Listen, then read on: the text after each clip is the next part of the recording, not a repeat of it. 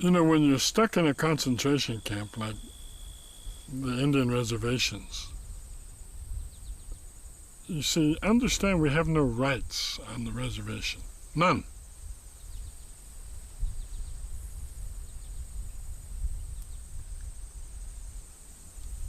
You can rob my house because you are not an Indian and we can't do anything to you. We can't put you in jail. Can't do anything to you because we have no rights. If you have no rights, where are you? You're in prison. Very simple.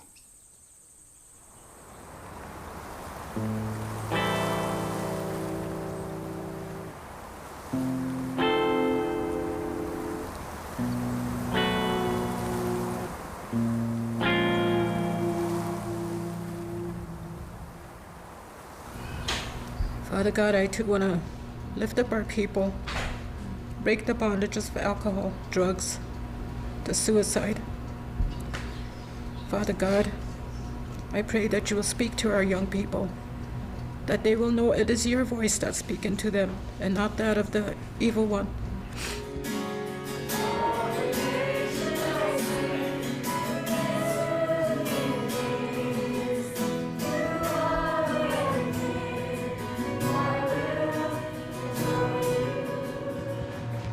You know, guys, sometimes we have such a easy faith here in America, and it truly shocks me that we are a people of faith that's so shallow and so superficial, that we are such a give me, entertain me, and oh God, if you don't do that, truly, I wonder what will happen to us here in America when God just starts to take away. And and you know, it's coming. It is coming. I tell you that it's coming. When God will start to take away even from us here in America.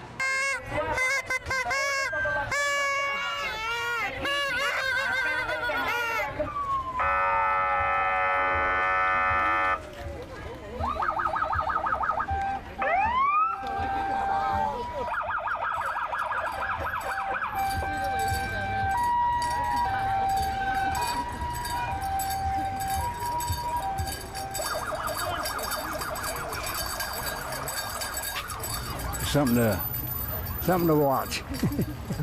There ain't much to do here on the reservation. We don't have no swimming pool, no theaters, and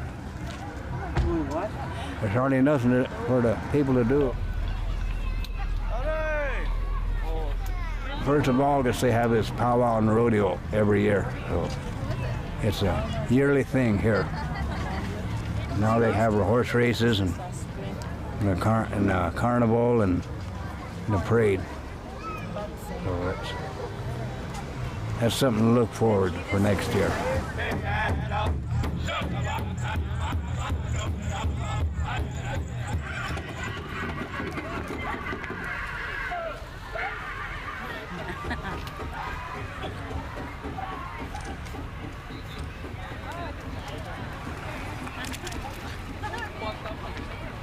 We're having a powwow for the weekend and a lot of dancers, a lot of family get together, you know, meet together, meet good friends, see people we haven't seen for a long time, you know, catch up on things, be able to enjoy our culture, our people, you know, celebrate some of our history as well as our future.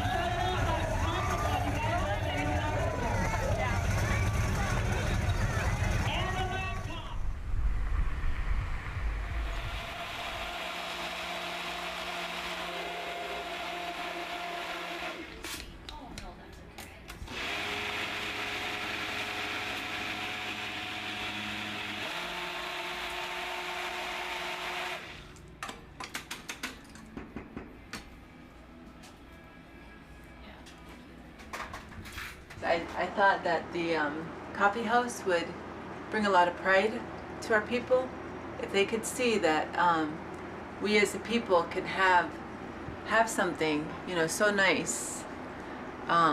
It doesn't have to be run down, and it doesn't have to be, you know, poor. That we could have something nice, and around it could also be a place of peace for them. Because you go to so many of our neighborhoods and there's so much unrest, there's not peace. And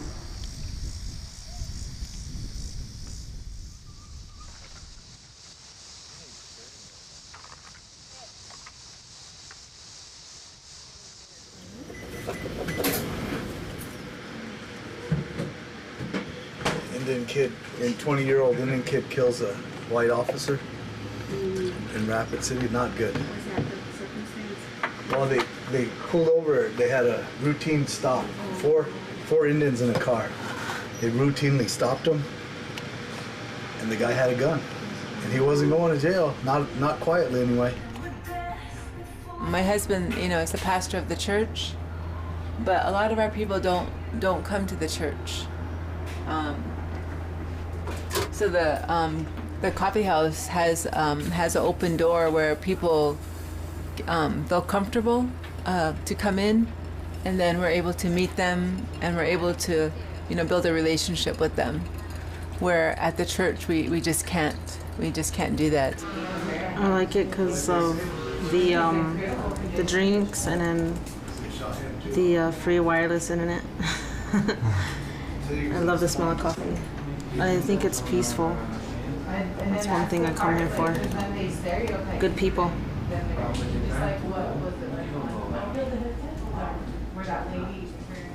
Only coffee shop around. Yeah, it's good. I like it. Like Starbucks. You know, if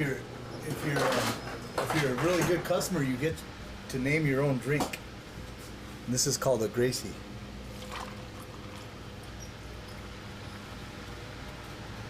A lot of churches came and helped fix the walls and the floor from all over the country, from Minnesota and, you know, from Nebraska and from down south. A lot of college boys. They came and fixed the deck. I think that people all caught the vision of the coffee house, and because we all have that hoop too, the sacred hoop that I believe is Christ now. That He's the center of us and the churches. So that is kind of the unity that we have is Christ. So people that also know Christ came, and when they served us, they weren't really serving us, they were serving Christ. So I think that's why they came. Because we never saw money. I never handled any money, and we never had a bill to pay for the windows or the floor or the deck. I mean, that deck cost quite a bit of money, but I never saw a bill come. People, when they came, they themselves would go and buy what was needed, and then they would help fix it. So the coffee house was never in the red, as America says. The American finances, we never owed money to anyone. So that has been good. I probably need one Restorio. Okay. Hey John, make sure this one's right up against the stud. Is it good? Yep.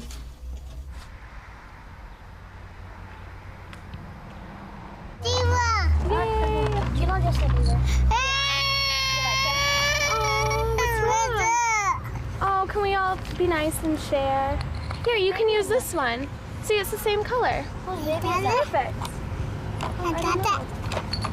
Be careful with the chalk, it breaks easily. I'm Maggie. Maggie? Yeah. Give me your name is Maggie. Because my mama gave me that. Our church in northeastern Illinois about 3 years ago. It started in 2008. We brought a small group out just to see what conditions were like here on the reservation. We followed up in 2009 with another small group just to see what things were like again. We had met friends along the way, including Leon and Belva, whose place we're at right now. The last year we came out with a group of 85 to do a number of different things. We do kids club, we'll do work in people's homes. There's a number of different things that we'll get involved with. Papa? They knew that Jesus was amazing, so they were wondering why he wasn't helping. So they're waking Jesus up. They're like, Jesus, wake up, wake up. Well, Jesus wakes up and he's like, who are you of little faith? Do you not trust me? And so all of a sudden Jesus stands up and all he says is, be still. And the storm stops. And the waters are calm and the sky is blue and everything's peaceful again. Ouch! Look, this looks like the girl off of Alice in Wonderland. Apparently. Goodbye. This is KLI reporting live from Pine Ridge, South Dakota.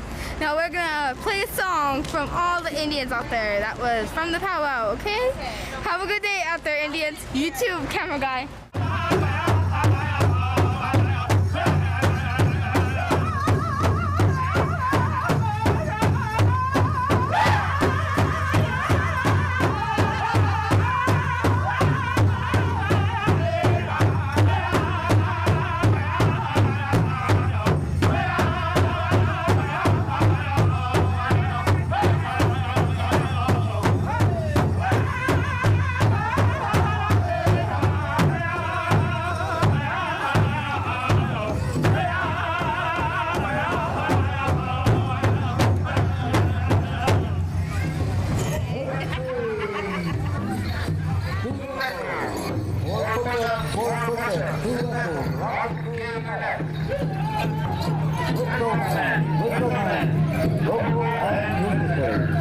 We've always powwowed ever since my children were little, since I was little. The whole family powwows. Just keeping our traditions and keeping up our dancing and keeping all the kids busy and interested and traveling different places. We get to go all over the country, you know, because there's powwows everywhere, so we get to select where we want to go, and after we get done, we go and be tourists.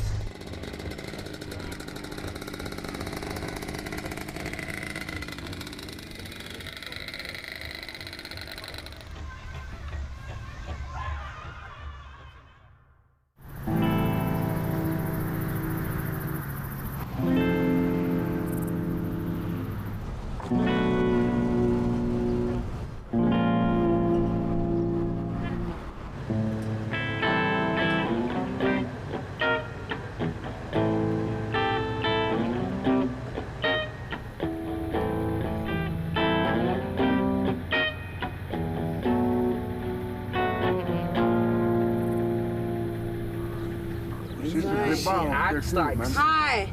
Peace. Crew. What's your name? Where? So this is White Clay, Nebraska, you know, where they have 4 establishments that sell beer and malt liquor. Beer, regular beer, and then malt liquor. And what you see is a lot of our Indian people who lost hope and just lost their way. This little community has 4 beer establishments, and it's right on the border of the Pine Ridge Reservation. So there's a lot of talk about different things. So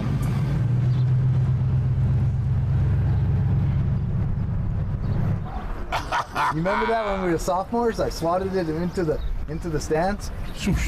I hit that ball so hard it went into the stands. And when I first started my first game, all you Crusaders booed me. Boo! They didn't like me. Wow. But I know you love me now, though, huh? Yeah, hey, but I was a dork in the first place. You're just trying to get some money, huh? I'm trying. All I do is chew. How are you doing? Leon. How are you doing?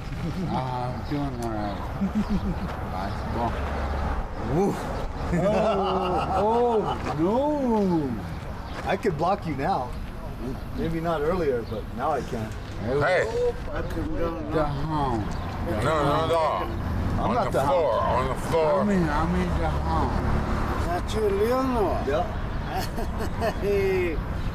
What's this boy? Yeah. My thing is that the world needs to see what's happening here in America, you know, to its indigenous people. You know, people want to hide this stuff, but it shouldn't be hidden. You know, it should be seen. And you know, just the unethical, you know, way they sell alcohol right on the border, you know, and it's like, and then the sheriff's department's there, and he's not doing anything. All these people are inebriated, they're drunk, but the state of Nebraska and the county of Sheridan doesn't have enough money to deal with this problem where all these people are sitting on the street and drinking, and they're inebriated.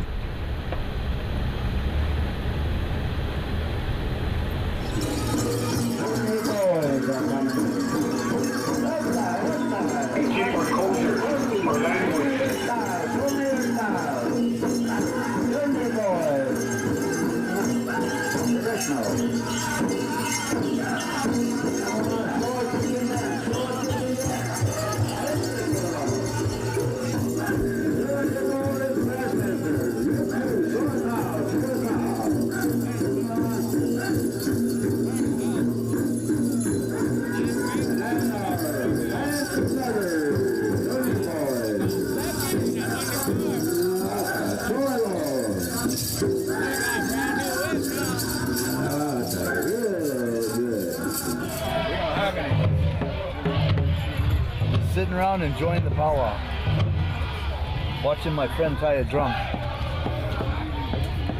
He's the only real Indian I know. Our grandson has one like this. He's a Iyapaha.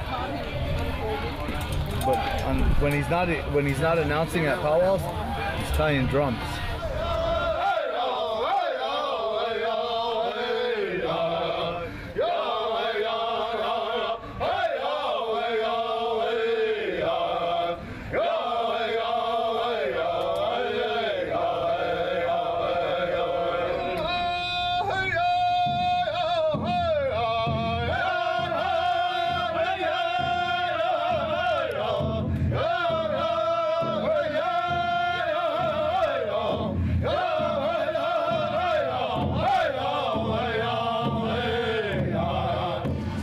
They're singing a Sioux national anthem right now, man. They say us Lakotas are not patriotic. We don't like the American flag, but this song tells it otherwise. The words to the song, it says, "We will stand forever as a nation under this flag." The meaning the red, white, and blue stripes. So the Lakotas are very patriotic, man. Si Tawa Paha Kihang.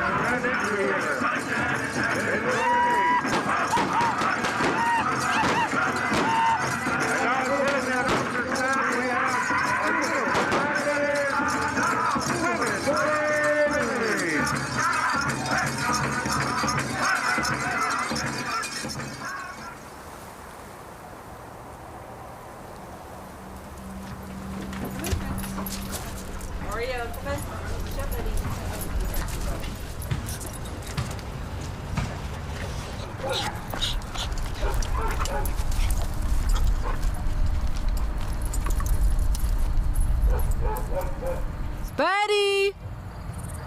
Okay, watch. Here's Buddy's trick with this. You gotta catch it. Okay, Buddy. Watch out, Trunks. Watch out, Trunks. You got hurt. He's already sitting. Wait, Buddy. Move, Trunks. Move, Trunks. Buddy, up. Oops, Buddy, up.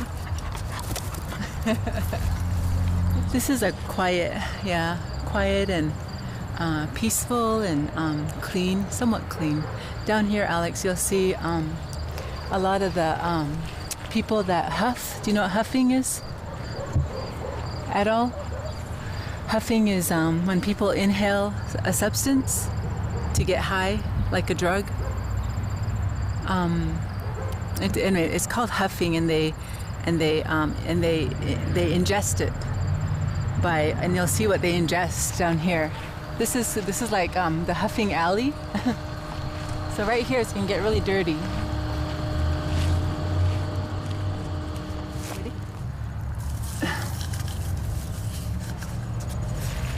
This is what people buy at our local store here, and they open it and they fill it with water over there from the spigot, and then I think they drink it because it has alcohol in it, and so they drink it, but it's actually hairspray. So this is what people that are so far gone with alcohol, this is what they will drink instead of being able to afford alcohol.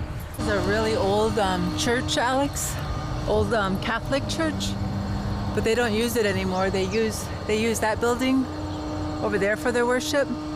So a lot of the kids, they graffiti it, and they've broken all the windows on this side. A lot of kids hang out back here, which it's not good. I don't know who the bootleggers are. I don't know who the drug dealers are, but there are those. There's a lot here.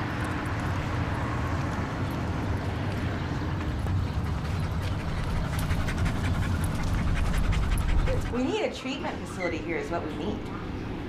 You know. How come they don't have a treatment facility? You know, I don't know.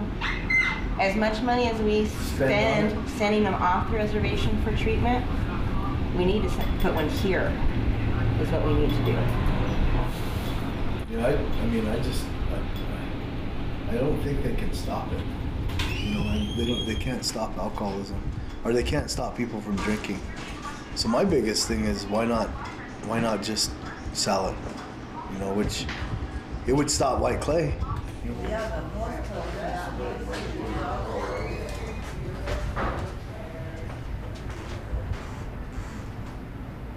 The leadership is elected here every 2 years. And so much needs to be done that we would not be able to get anything done, but we would argue amongst ourselves for 2 years over whether or not alcohol should be here or shouldn't be here, and it'd be a wasted 2 years.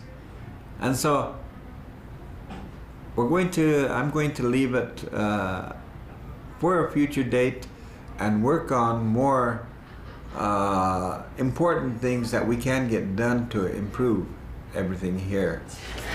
And so anyways, I was just trying to handle it, but boy, I was cussing and I was crying, and that's what I told him too. I said, you made my eyes cry. Depending on your account, if you have a large account, the more you get. The minimum, the less you get. You have the, say, undivided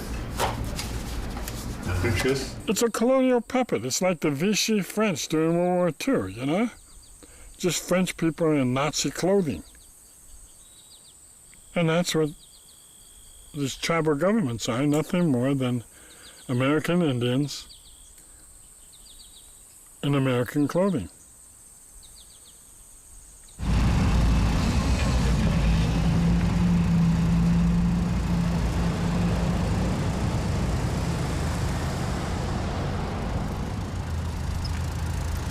I blame the federal government for my poverty, for walking down the road and having a hard life. As a cancer survivor, I have had cancer and I believe it's from the water, but yet these people don't even care about our water.